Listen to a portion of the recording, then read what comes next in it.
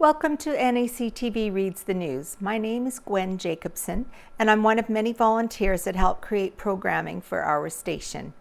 NACTV can be seen on MTS Channel 30 or 1030, Westman Cable Channel 117, Bell Satellite Channel 592, or online at nactv.tv. These programs are made possible by our volunteers, staff, advertisers, as well as donations made by you, the viewers. If you are enjoying your NACTV experience, please consider supporting us by either donation or volunteering.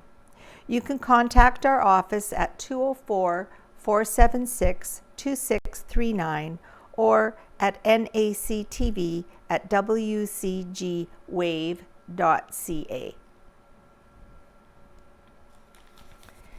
This week's edition of the Neepawa Banner and Press is dated Friday, October the 29th, 2021. We have a great picture of a brand new building that is almost completed in Neepawa. It's called the Kinsman Courts 2 building. This is entitled New Assisted Living Center to Welcome Residents November the 1st by Casper Werhan. Kinsman Courts 2 is nearly complete. After the project got its start through a needs survey in 2017 by Neepawa Economic Development Officer Marilyn Crew, and construction was able to take off in June of last year, the board of Kinsman Courts 1 and Kinsman Courts 2 will be welcoming residents on Monday, November the 1st. We'll have a bit of work left to do at that time, such as painting, touch-ups, some cleaning in the basement level and exterior work. Most of these finishing touches are tied to the road, which is being worked on by the town, said Dana Menzies, Executive Director of Kinsman Courts 1 and 2. She said all of our staff positions have been filled out too.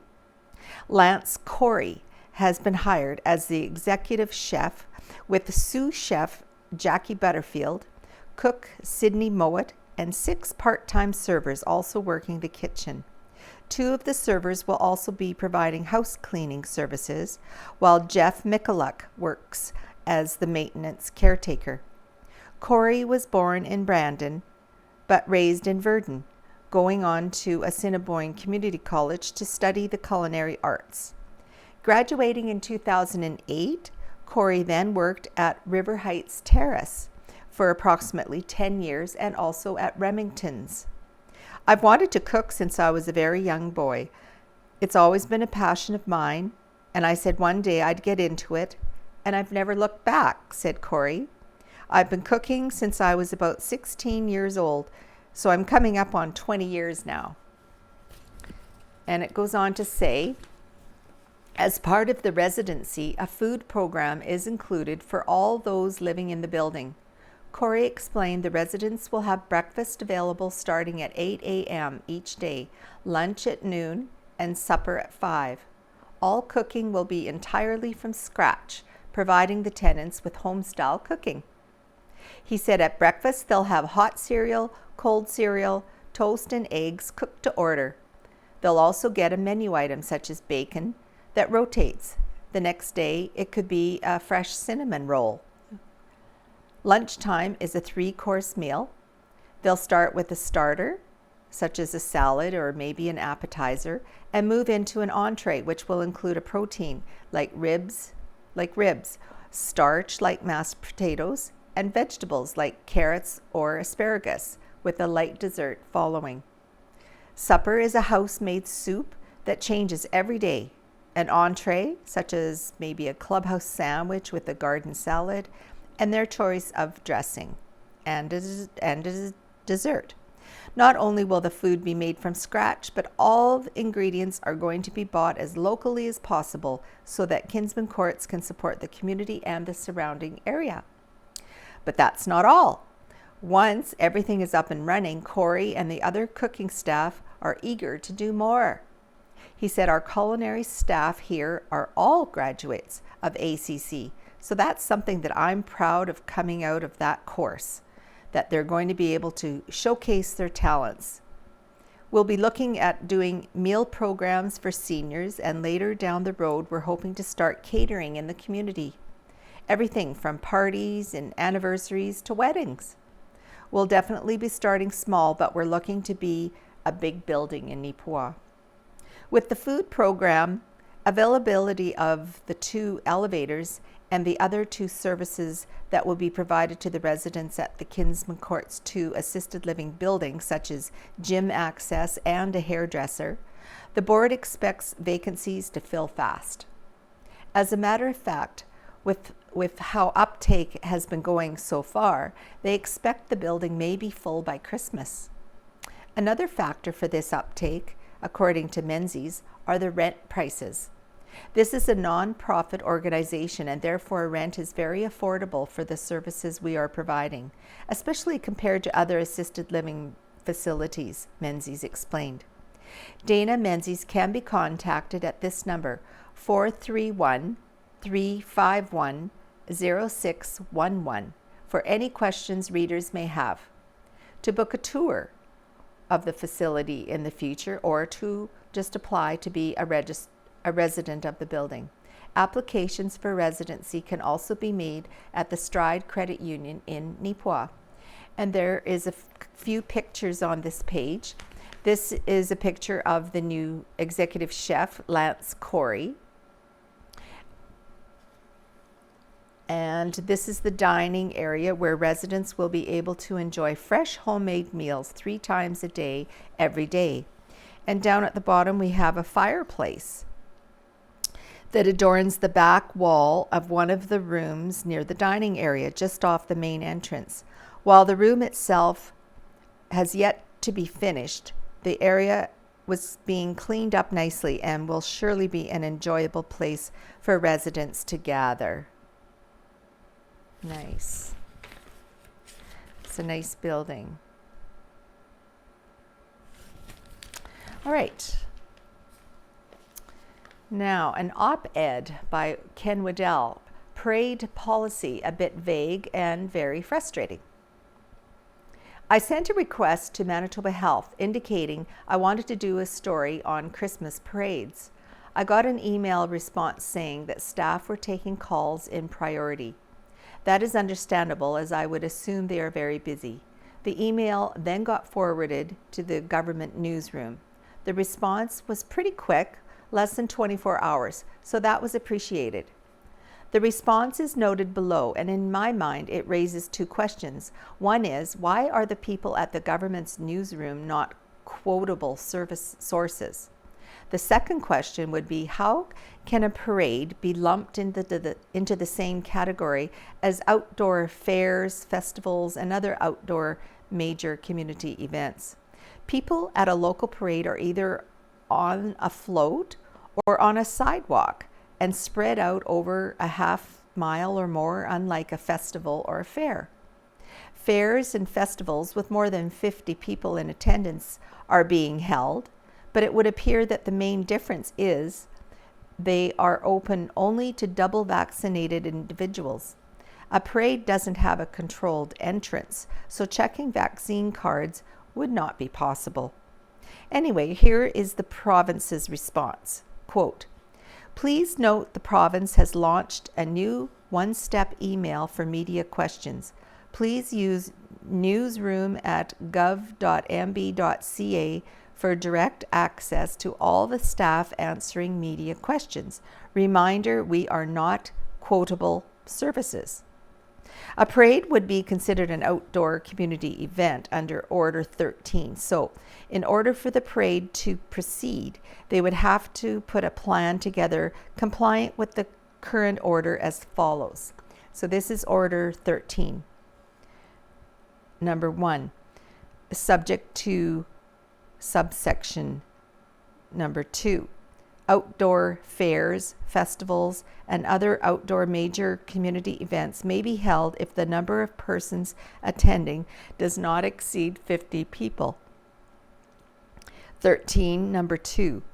A community event may be held with more persons attending than otherwise permitted under subsection 1 if A, a medical officer of health has approved protocols respecting the operation of the event that are submitted by the organizer of the committee, and B, the event is conducted in accordance with the protocols approved by a medical officer of health under subsection 3. 13.3. A medical officer of health may approve increased attendance at a community event if they determine that the protocols respecting the conduct of the proposed event submitted by the organizer provides sufficient public health protection. Traditional parades with many floats would create an outdoor gathering in excess of 50 persons. Organizing an event such as a parade, compliant with current orders, would require that a detailed plan for access control and/or checking vaccination status, if there is more than 50 persons in total, would be submitted for review and approval of the CPPHO. The application or plan can be sent to admo.population.health@gov.mb.ca. Well, that's not confusing. All right, next, Neepawa businesses have access to free COVID-19 testing kits by Owen Devereaux.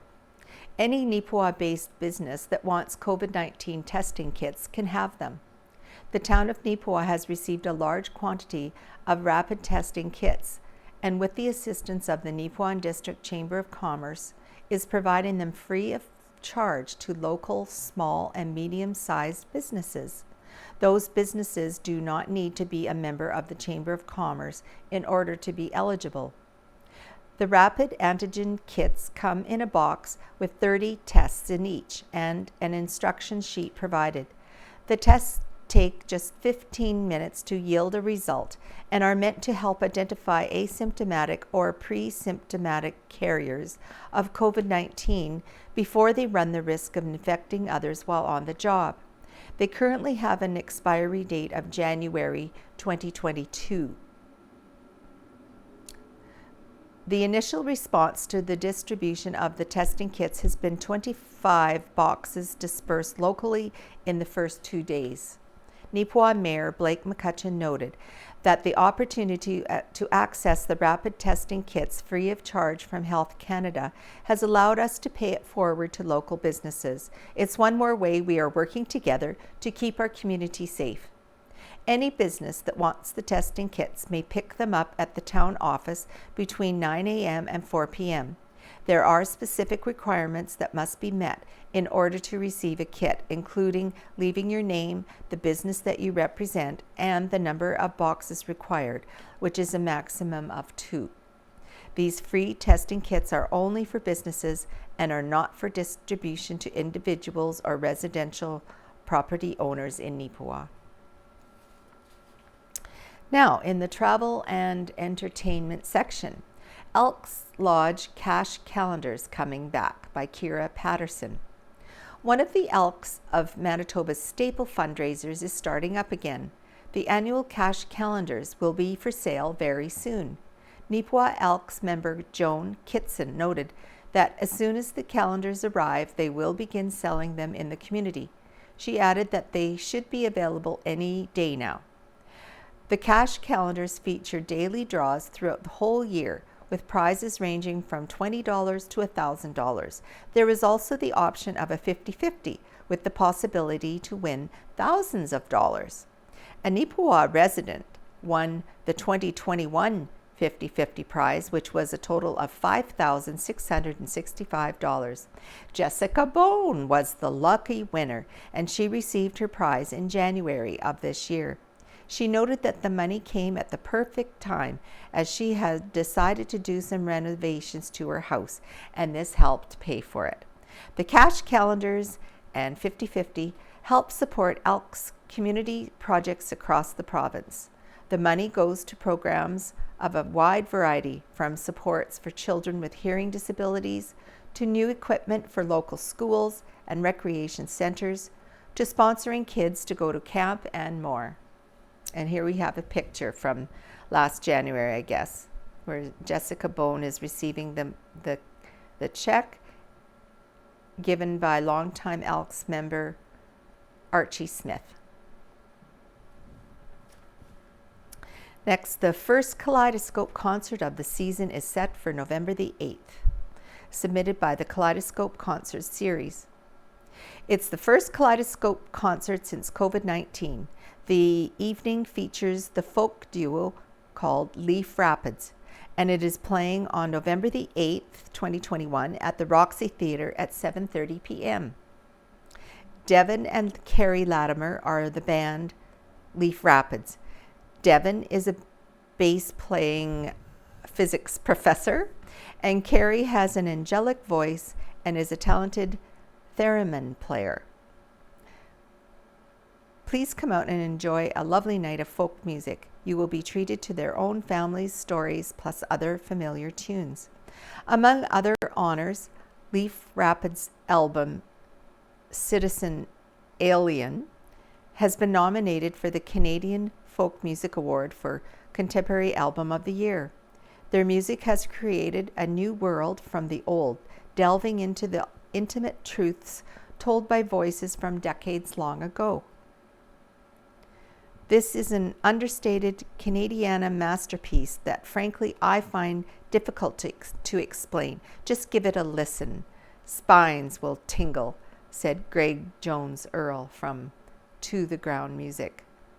The Kaleidoscope Concert Series thanks Gillenschmal Agencies, the sponsors of this performance, and also Rob Smith and Son Backhoe and Trucking, the Kaleidoscope Series sponsors. You can purchase tickets for Kaleidoscope concerts at Arts Forward or at the door of the Roxy on performance night. You need to be immunized to attend, and masks must be worn. Remember to bring your immunization card and stay home if you have any symptoms. All right, what do we have next? This week, Out of Helen's Kitchen by Helen Drysdale is entitled Fish Stew. Fish is a very important part of a healthy diet. It is an excellent source of lean protein and omega-3 fatty acids. Omega-3 helps keep our heart and brain healthy. I don't know about you, but I need all the brain food I can get. Visiting the East Coast, I tried fish stew and enjoyed it very much. This satisfying one-pot stew is quick and easy to make. Haddock or cod works well in this stew. Take care not to overcook the fish. Cook only until the fish flakes easily when you prod it with a fork. This is a mild stew, so if you want a little heat, add a 1/4 teaspoon red pepper flakes. And here we have a picture of Spring Hill students of 1966 that was put in by the museum. Pictured here are students from the last classes at Spring Hill School in 1966. The school district was formally organized in March of 1885, the school being erected on the southeast corner of 216 west of the principal meridian. The building operated from 1907 to 1967, with the district being dissolved in January 1968. According to the Manitoba Historical Society, the original wood frame building was being used as a workshop at Northwest 341516 West as of the early 1990s. A monument commemorating the school in memory of Douglas Martin Ellis was erected and dedicated at a ceremony in June of 1999. Next is the Spruce Plains RCMP report by Corporal Jacob Stanton. During the week of October 18th to the 24th, Spruce Plains RCMP dealt with 39 police activities. On October 18th, RCMP responded to a report of a domestic assault in the municipality of Glenella, Lansdowne. 2 people were arrested, charged, and released with future court dates. Police received a report that personal and financial information had been stolen out of a vehicle in Neepawa. The documents were discovered shortly after in the bed of a neighbor's truck. Police were dispatched to a person causing a disturbance in Minnedosa. The person was detained, taken into custody, and released once sober. On October 19th, RCMP received a commercial alarm call in Minnedosa that was cancelled shortly afterwards by the property rep. Police received a report of a break and enter into a business in Minnedosa. The matter is still under investigation. Police responded to a report of 2 people walking along the highway near Gladstone who appeared to be in distress. Extensive patrols were made around the area, but the people were not located. On October the 20th, RCMP conducted a COVID compliance check at a residence in the municipality of Westlake Gladstone. All persons were found complying with quarantine regulations. Police responded to a 911 call in the RM of Rosedale, where the caller sounded disoriented and hung up before any information could be received. Police attended the location of the call, located the caller, and determined they were safe and well, with no cause for concern. On October 21st, RCMP responded to commercial alarms in Neepawa and in the municipality of Westlake Gladstone. Both were deemed false. Police received a report of a hit and run to a vehicle that was parked in a parking lot in Neepawa that sustained significant damage. There was insufficient evidence to proceed further. October 22nd, RCMP were dispatched to a report of a suspicious person and break and enter at a hotel in Neepawa. Police thoroughly checked the room and found no signs of entry or suspicious people around. The matter was deemed unfounded. Police responded to an abandoned 911 call at a business in Riding Mountain. Police discovered an alarm had gone off at the store and an employee was phoning 911 to tell police not to come as it was set off accidentally. Police attended the store and found the building to be secure. October 23rd, RCMP responded to a person causing a disturbance at a residence in the municipality of Westlake Gladstone. Police arrested 1 person for breach of peace who was later released without charges once sober. Police were dispatched to a report of a suspicious person at a restaurant in Neepawa. Upon arrival, it was determined that the complainant made the call with hopes of receiving a ride from police. Police informed the caller of the importance of only calling 911 for real emergencies. In brackets, while you may enjoy the free lift, the accommodations aren't as appealing. October 24th, RCMP received a report of broken beer bottles at a playground in Neepawa. Police attended, taped off the park for cleanup, and spoke to residents in the area about the damage. No one saw it happen, and therefore the matter did not have enough evidence to proceed further. RCMP conducted 6 traffic enforcement actions during this reporting period. Now, in the Rural Outlook section, there's a article entitled Dauphin and District Chamber of Commerce, a United Voice for Region Under New Banner, submitted by the Neepawa Banner and Press. The Dauphin and District Chamber of Commerce, or the DDCC, has taken another step forward to ensure there is a united voice for business success in Dauphin and the Parkland area. As of October 18th, the community-leading nonprofit organization will be known as Parkland Chamber of Commerce. Over the last several years, DDCC Executive Director Stephen Jacobsen explained the Chamber has been making a conscious effort to focus on the "and district" part of its name. After visiting many communities and the businesses within them, we learned there is limited to no access to business resources or local chambers of commerce across the Parkland, he said. The Dauphin and District Chamber of Commerce felt strongly it was our responsibility as an established and central chamber to set up and look after these businesses, as we believe we have the capacity to reach out to those seeking resources and ensure they no longer go unserviced. In doing so, Chakotay noted DDCC has seen a consistent growth over the past 5 years to almost 300 members from less than 200 just 7 years ago, with approximately 20% of its total membership base operating outside the city of Dauphin. For the Chamber, it's ultimately about supporting our local businesses in the area. Gilbert Plains store owner Kayla Lukey comments on supporting local as, the more that we support local, it just gives more opportunity for this area to flourish. At an annual general meeting in 2017, Chakotay said a resolution was passed to explore the opportunity to move toward a name change should no major roadblocks or queries arise.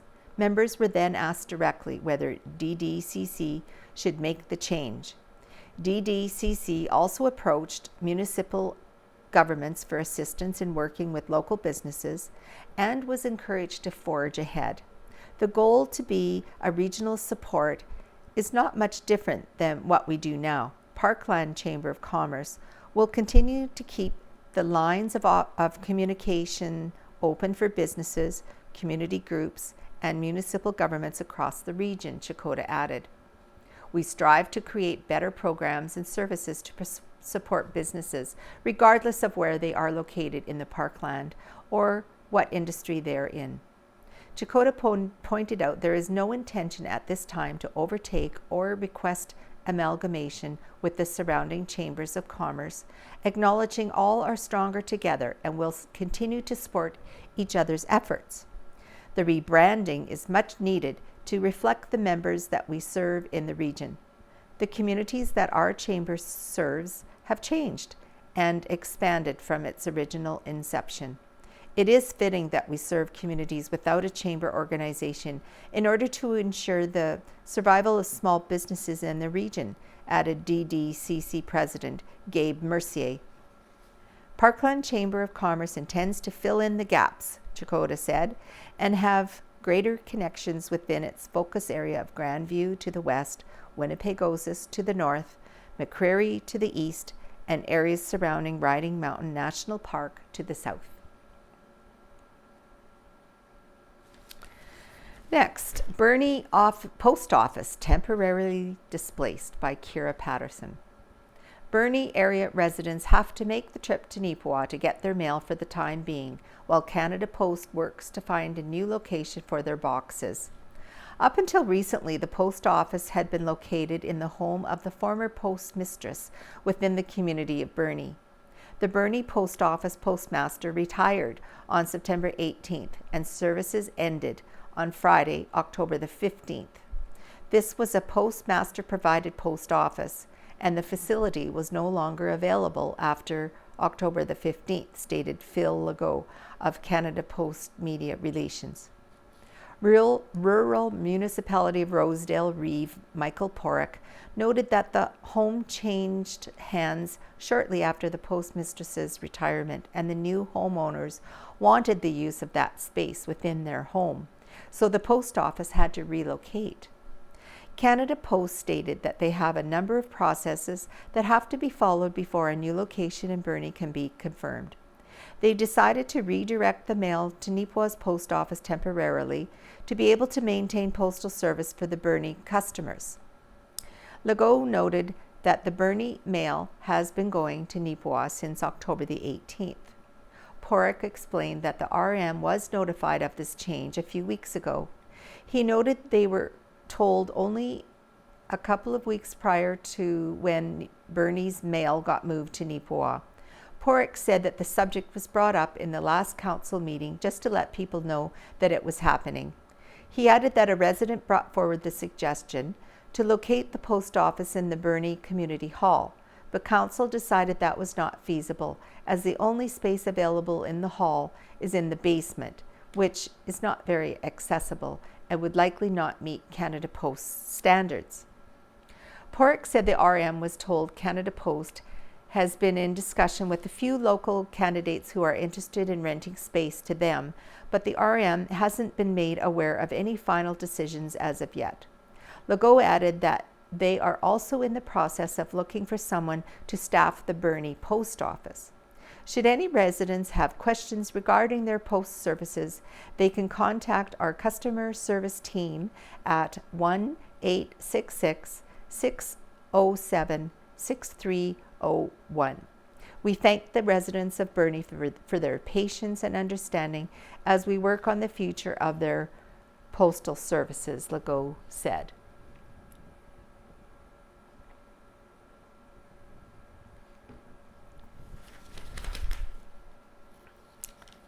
We've read that already. All right, NAC continues to be profitable by Kira Patterson. The Neepawa Area Community Television Board, or NACTV, they met for their 2020-2021 annual general meeting on Thursday, October the 21st, to discuss how the past year has gone for the station. In terms of the numbers, NACTV posted a profit of $3,080.80 from September of 2020 through August 2021. That is a decrease of over 90% from the previous year, which saw a net income of over $34,000. Board President Dave Bennett, who chaired the meeting, noted that the main difference between this year and last was the royalties earned. Last year, total royalties ended up over $65,000, while this year was $17,320.05. Bennett explained that the reason it was so high in the last fiscal year was that there was quite a large sum of back pay from years that they hadn't been receiving royalties. Expenses this year also increased by 47.5%, attributed mostly to wages, management fees, and equipment expenses. The expenses for bingo were also higher this year because during the strict pandemic lockdowns, many of the local businesses carrying the cards stopped selling, so Val Wilson stepped up to distribute the cards and was paid for her efforts. Treasurer Bill Sirik noted that while expenses increased in bingo, sales also increased dramatically, which balanced it out fairly well. The reason wages increased was due to hiring a new staff member. Rain Pryor was brought on through the Federal Local Journalism Initiative, or LJI program, which before the LJI funding came through, they hired her on a casual basis, so some of her wages were not covered by the program. The station also updated some of their equipment in the past year, including purchasing new tripods as well as installing new carpet, backdrop, and soundproofing in the studio, which is where I'm reading from right now. While the bottom line this year did not look quite as impressive as last year's net income, management is still very happy with where they're at financially. The station, I think, is in pretty good shape, certainly the strongest financial shape it's been in for many, many years, and hopefully it can carry forward and grow from here, said Ken Waddell in his management report. The meeting finished off with the election of the board of directors. The 4 members continuing are Dave and Myra Bennett, John Drinkwater, and Bill Sirik. 4 new members were added as well, filling all 8 available seats. Those new members were Ron Santos, Larnie Santos, Don Walmsley, and Karina Jasink. Bennett closed by thanking everyone who's been involved in making the station such a success. He said, "I thank the board members and the staff and Ken for their hard work over the last year. The newly elected members who have agreed to sit on the board, particularly want to thank our business advisors, our business and public donors, and of course all the bingo players. They're key to the operation of the station. Thank you to them for tuning in and playing bingo and helping us run the station," he expressed. "We look forward to a successful 2021-22 year." And here's a picture of most of them. The newly elected board of NACTV, Ron Santos, Larnie Santos, Karina Jazink, Bill Sirik, Myra Bennett, John Drinkwater, and Dave Bennett. And not pictured was Don Walmsley. And here we have some Halloween pictures. It's titled In the Spooky Spirit. Neepawa residents were getting into the spirit of the Halloween season with lots of decorations out on their lawns. This Halloween display is at a home on the corner of Brown Avenue and Isabel Street. And this one is on display on the corner of 2nd Avenue and Main Street. People will have to check that out. All around town. I'm sure there's more than that. Next, we have an article by the Neepawa Inner Wheel Club by Kira Patterson. A local service club has officially disbanded as of this year after 65 years serving the community. The Neepawa Inner Wheel, a ladies' auxiliary club to Neepawa Rotary, ceased operations as of June the 30th, 2021. The club started in June of 1956 with 24 charter members as the third Inner Wheel Club in Manitoba. They have had many events and projects that they've worked on in the community, some of their own and some to support the Rotary Club. One of the most notable events was their annual District 5550 Rotary International Exchange Students Orientation, where they hosted exchange students from all over the world who are located in the many communities across the district. The student weekends, they were our highlight really over the last few years, and Inner Wheel directed and ran the weekend with Rotary support, said Inner Wheel member Myra Bennett.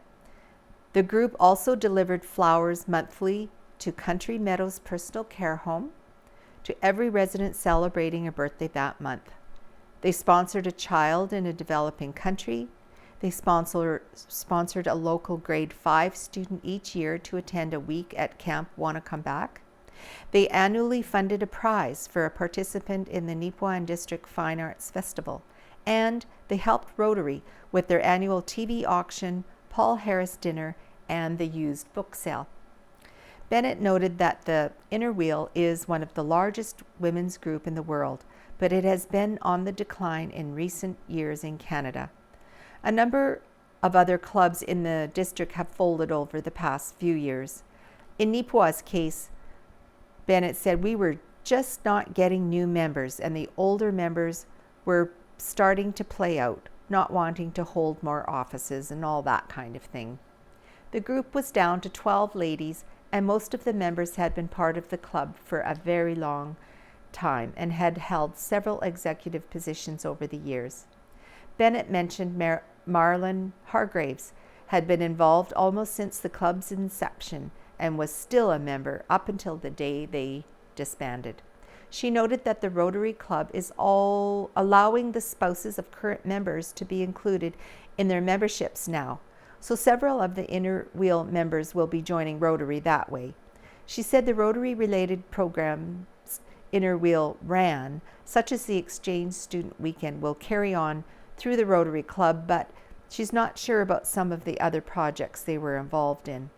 It's something that one of us Inner Wheelers should talk about and discuss with the Rotary Club to see if they'd be interested in that.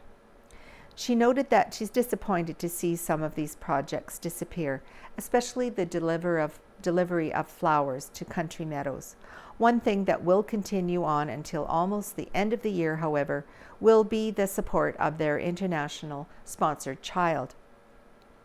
Bennett explained our money we disbanded with, we just turned it over to our foster child company and said, use it up until that runs out to support the foster child, adding that the money will last until early December. The archives that Neepawa Inner Wheel kept will be handed over to local community archives and to the Beautiful Plains Museum. And here we have a picture from 2017.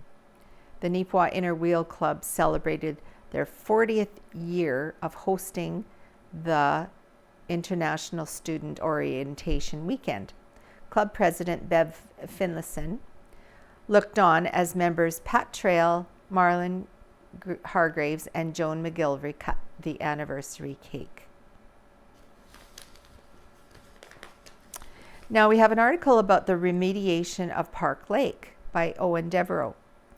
The timeline for the preliminary restitution of Park Lake in Neepawa is starting to come together.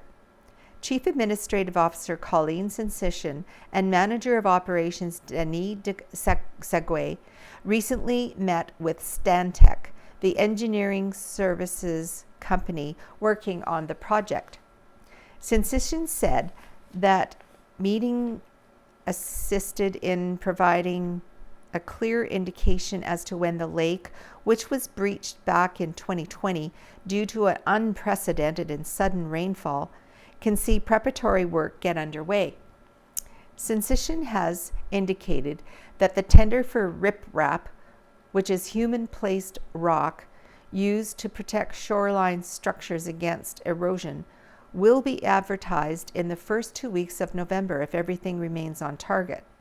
Once a supplier is selected for that tender, they will begin movement of the materials to the location this year to ensure quick and easy access in 2022 when the project formally begins.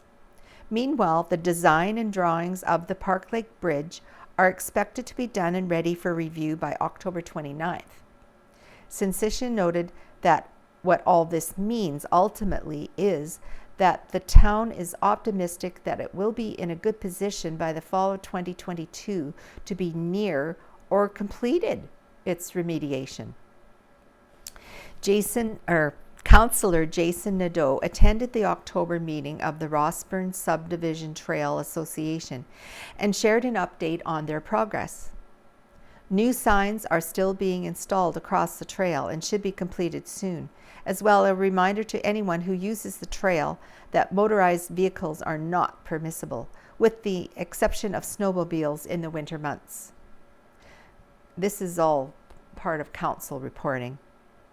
During the meeting, the RM of Rosedale notified the association that it would have to step away from the group for the time being.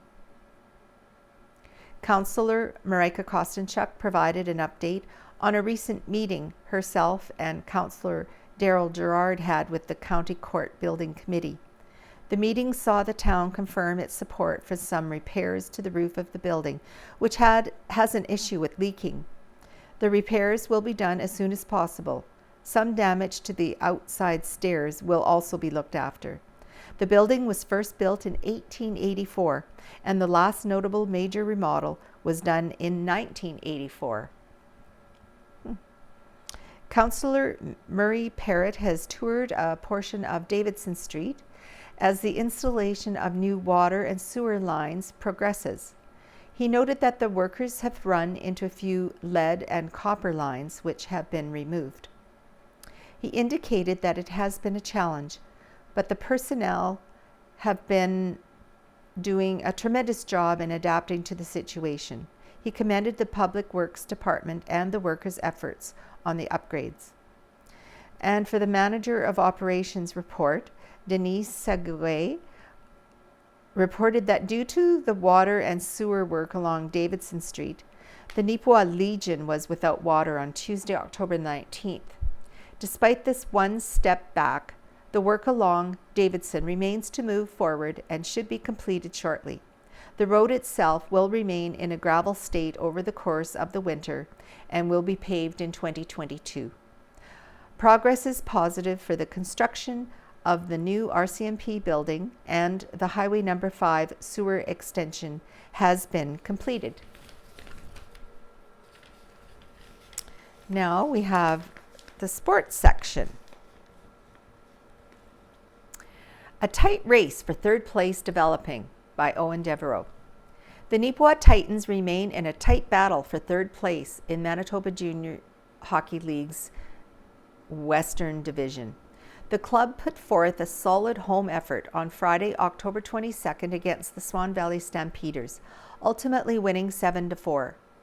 That positive progression, both on the ice and in the standings, however, could not be maintained, as the very next night the Titans fell to the Stamps by the score of 7-3 in Swan River.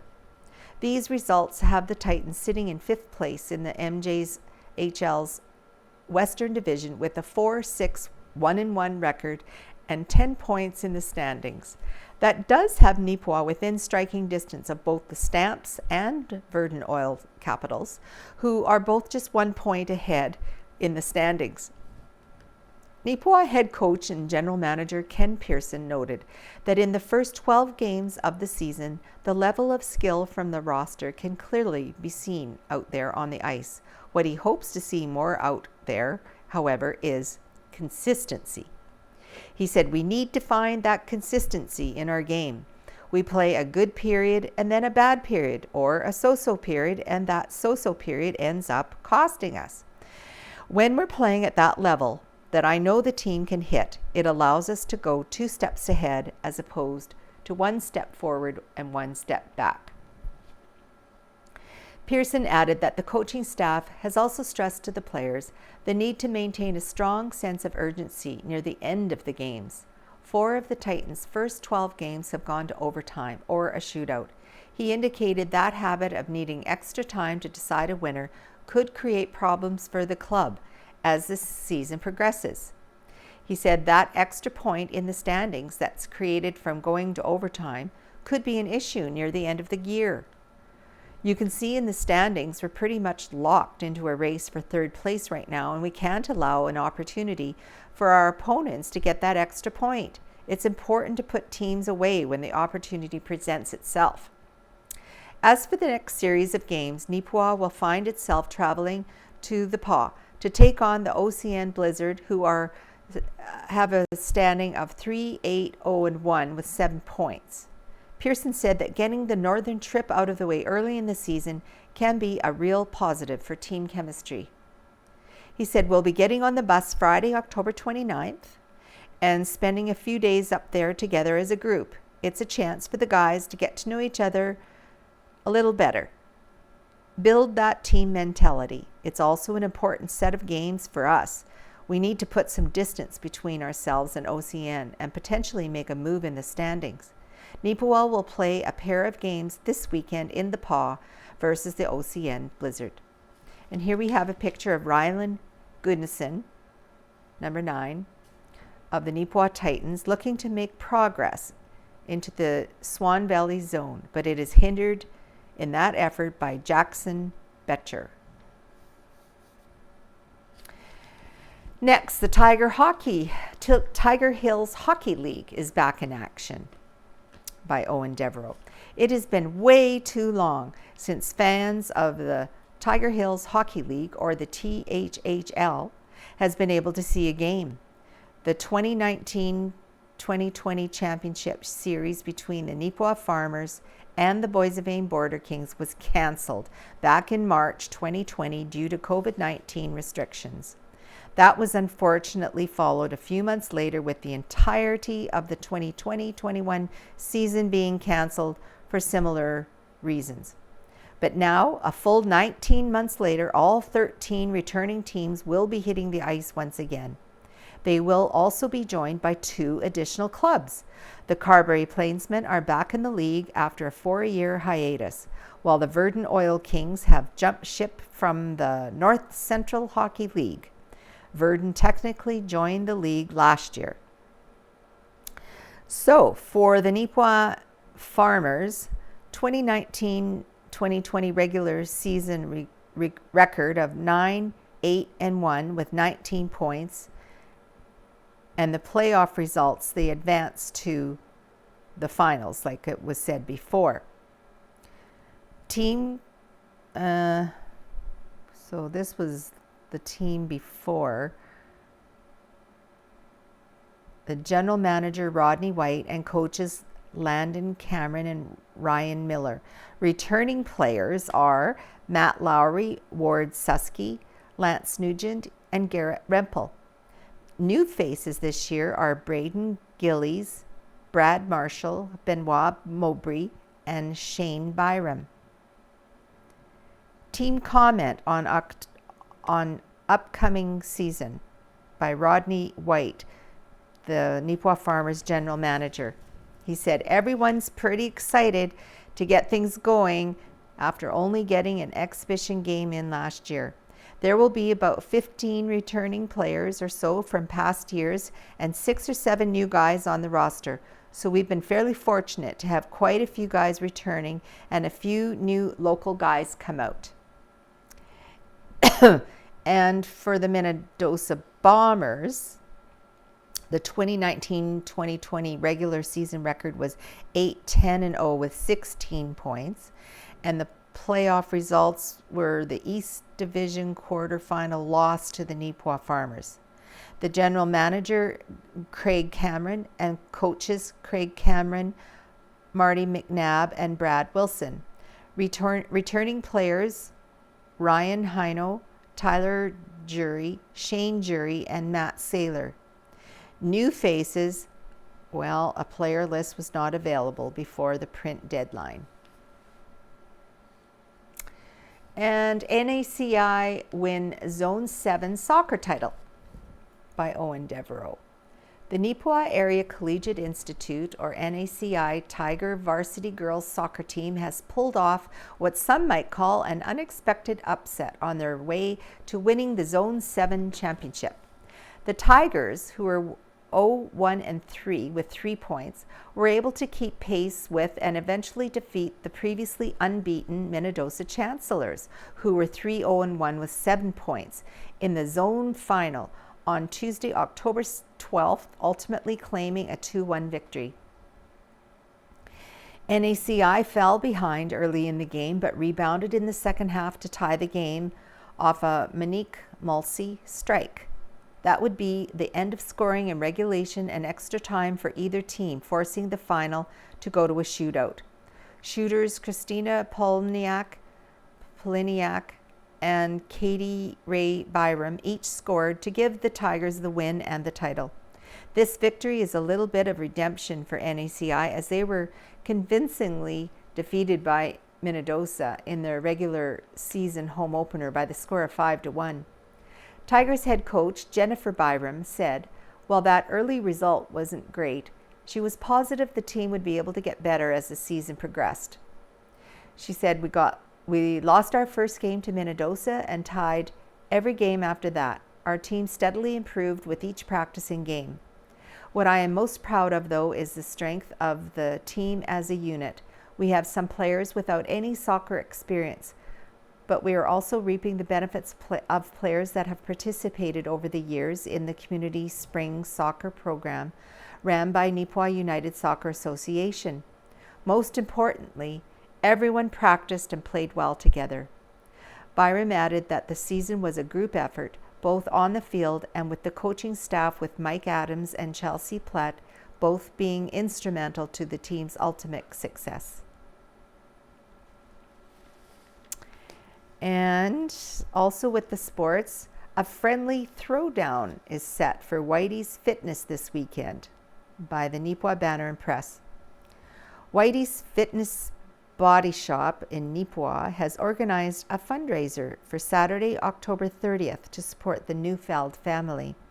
The event, which has been named the Friendly Throwdown, sees participants completing 3 separate workout routines that will last approximately 10 minutes each.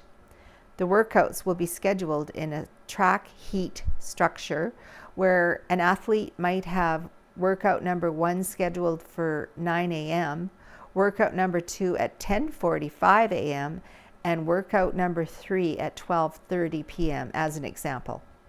The workouts have been designed to accommodate different fitness levels with 2 divisions, fun and intermediate. As of Monday, October 25th, they had 40 individuals who had signed up to take part. The entry fee to take part is $40 per athlete, with 100% of the proceeds going to Dylan Neufeld and his family. Dylan has been diagnosed with angiomatosis immunoblastic T-cell lymphoma, a rare and aggressive form of cancer. The money raised goes towards coverage of travel expenses and medication requirements accumulated during treatment.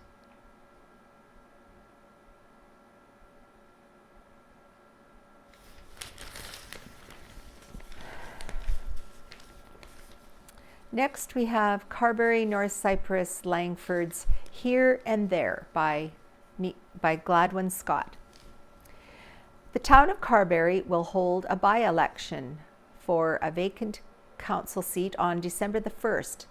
Elections official Tricia Zander reports several nomination forms have been taken out, and October 28th she can report who is running for the vacant seat.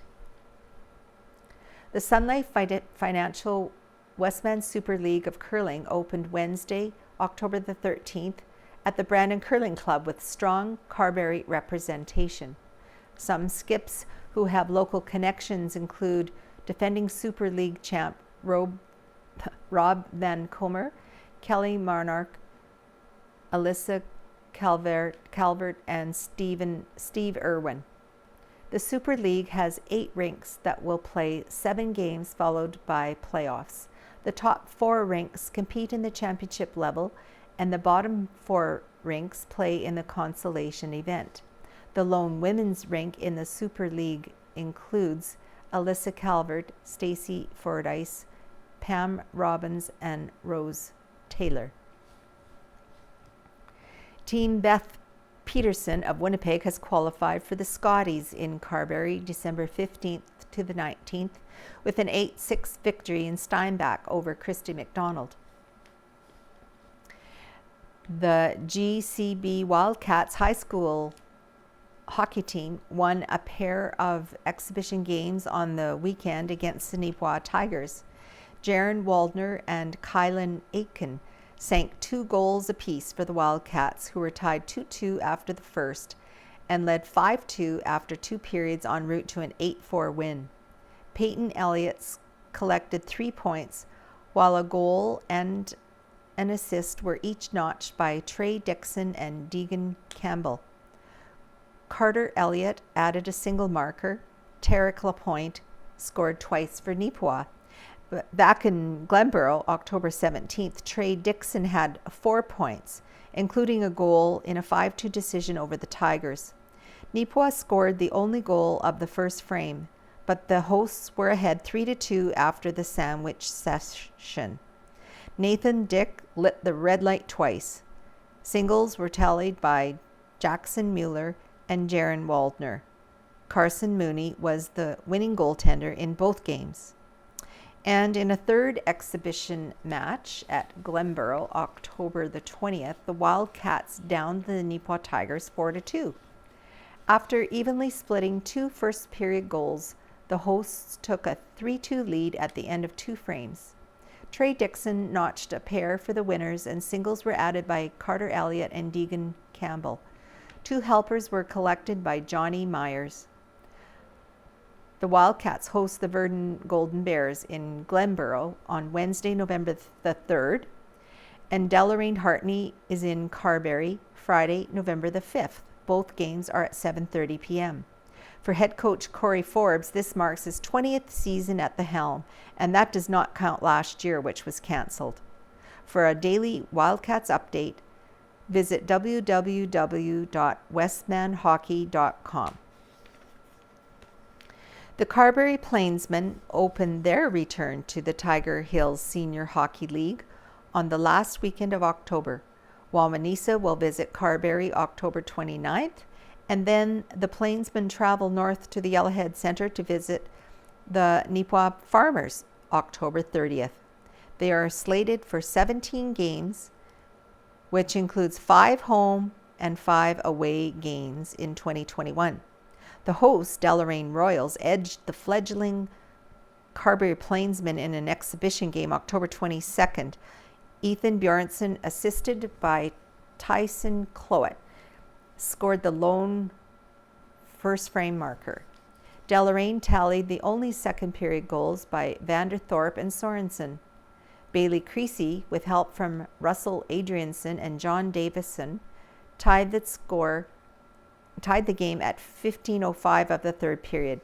The winning goal was fired by Ty Moffat, former Dauphin Kings star, with 4:04 left in the game.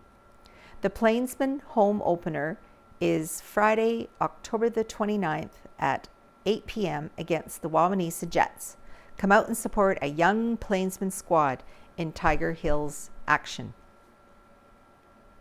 The Cougars varsity boys volleyball team defeated Rivers Rams October the 13th in 5 sets. Trey Dixon led the offense with 9 kills. The next night they traveled to Gladstone, and after a slow start, they downed the Warriors. At the Cougar Dome, the junior varsity girls won over the River Rams in 3 consecutive sets. The Neepawa Tigers varsity volleyball teams visited the Cougar Dome October the 19th for some Zone 7 games. The Neepawa girls won sets 1, 4, and 5 to win the match, while Carberry captured sets 2 and 3. In boys action, Carberry swept the visitors, and the boys host their tournament Saturday, October 23rd.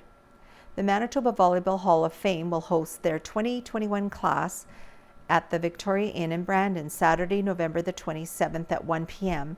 with a complete Westman connection.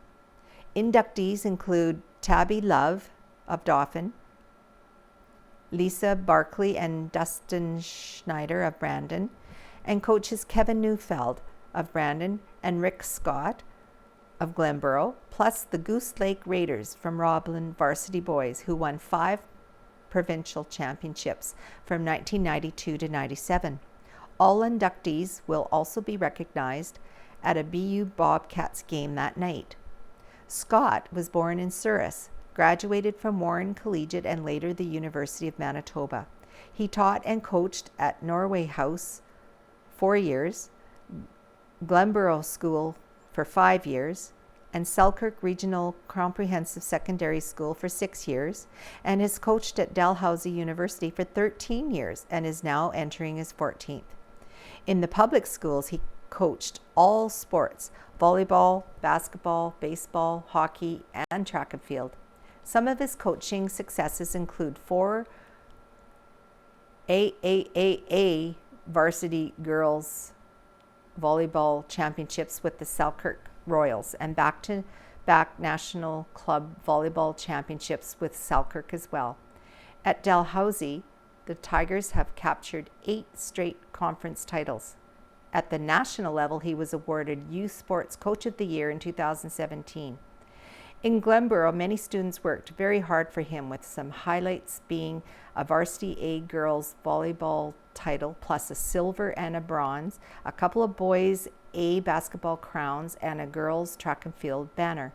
Rick was active in community sports as he was a playing coach for the Glenborough Nordics, Tiger Hills League champions, a player with the Cypress River Comets, Manitoba baseball champions at Thompson, and a player for the Balder Regals of the MSBL. Garnet Heineman and Joanne McTavish led a committee that planned and raised funds for the Cardale School Memorial. Rapid City Memorials did a marvelous job of etching the names of 90 educators and nearly 900 students for historical purposes. The pandemic forced an official opening on October 2nd to be postponed. Here we have a picture of it.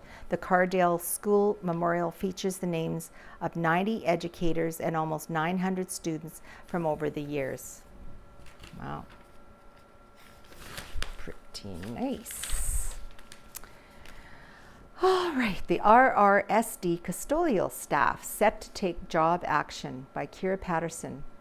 The Canadian Union of Public Employment, or CUPE, announced on October 25th that just over 20 custodial and cleaning staff in Rolling River School Division, RRSD, are preparing to strike.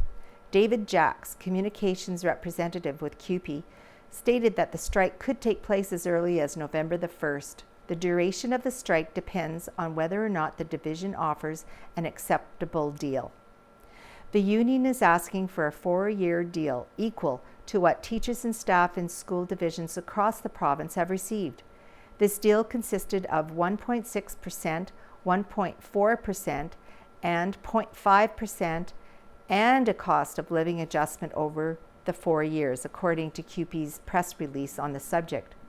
The deal that was offered to RRSD custodial staff continues to differ from what was given to teachers and many other support staff across Manitoba. Why should staff at Rolling River be worth less? Expressed Jacks. Jason Klein, interim superintendent of Rolling River School Division, noted that the school board met with their negotiations committee on Wednesday, October the 27th, to discuss bargaining.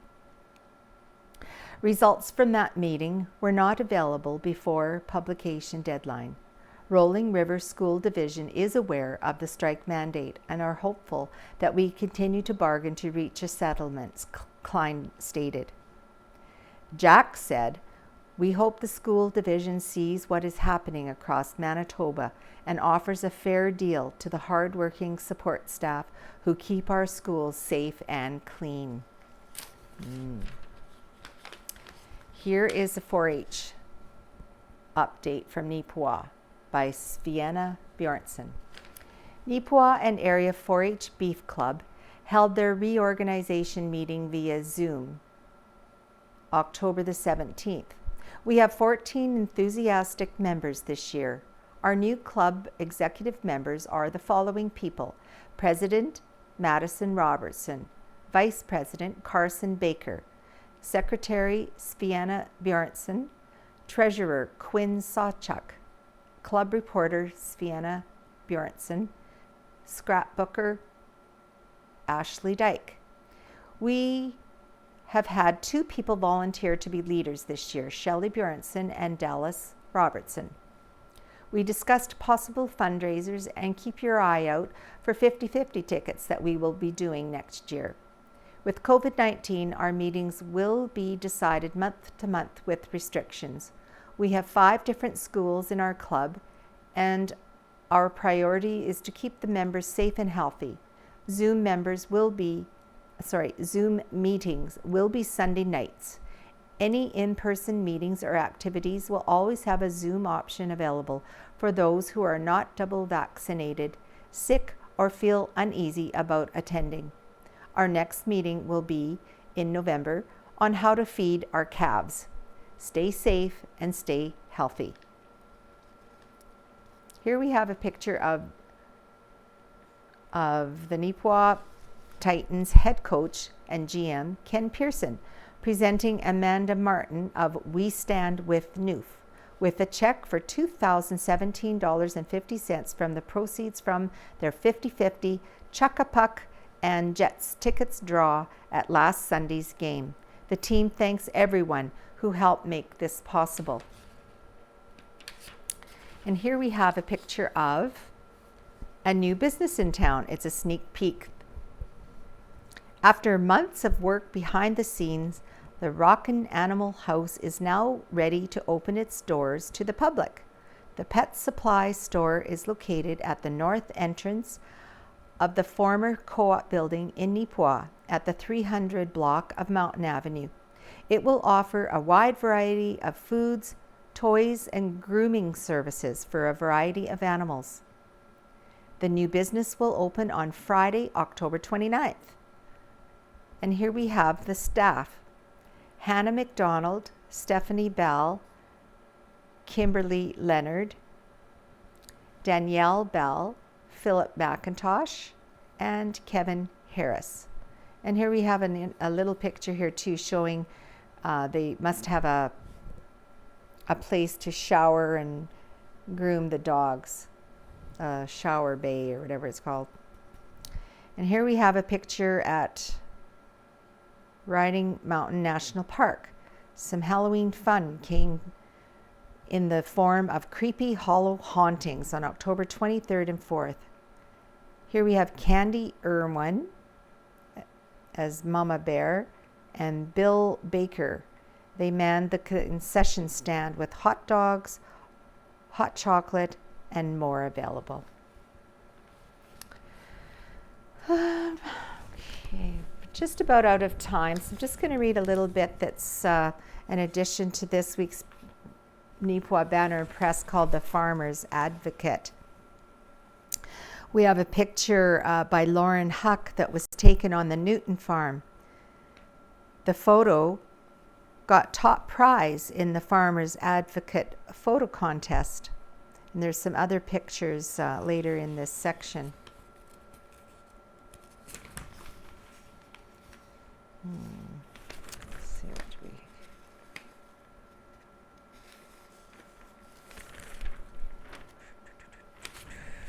Okay, well, we'll show these pictures. They're beautiful. Dog Jax was helping his owners combine their canola in the McCreary area. He was in the combine. And here we have an old barn that stands among the crops at the Hawken grain farm. This picture was taken on the Mummery farm property on Sunday, October the 10th. Isn't that beautiful? Here we have the Kreutzer farm grain truck. They made a 1,500 bushel remote dump in early July this year. Here's a funny picture of a cow looking for a treat during regular pasture checks on the Robertson family farm just north of Neepawa. This picture was chosen as our second prize winner in the photo contest. Here we have a picture at Riverdale Colony. Long hours of harvest taking place this season. This picture was taken in November of 2020. The McKee family raises Suffolk draft horses. It's something they're all involved in, whether it be raising the horses, training, driving, or using them to feed cows. In this photo, Don McKee is headed out with a load of hay for the cattle with daughter Lauren and son Justin at Clearview Stock Farm, which is located 15 miles southeast of Neepawa. And the last one is a photo taken when the Robertson family stopped for a picnic after pasture checks in the summer of 2020. Okay, well, that's all I'm going to do today for this week. If you need to read the rest, just pick up a copy of the Neepawa Banner and Press at any of their locations. They have many places to pick it up throughout our town of Neepawa. So thank you for joining us. Hopefully we'll see you next week. Bye for now.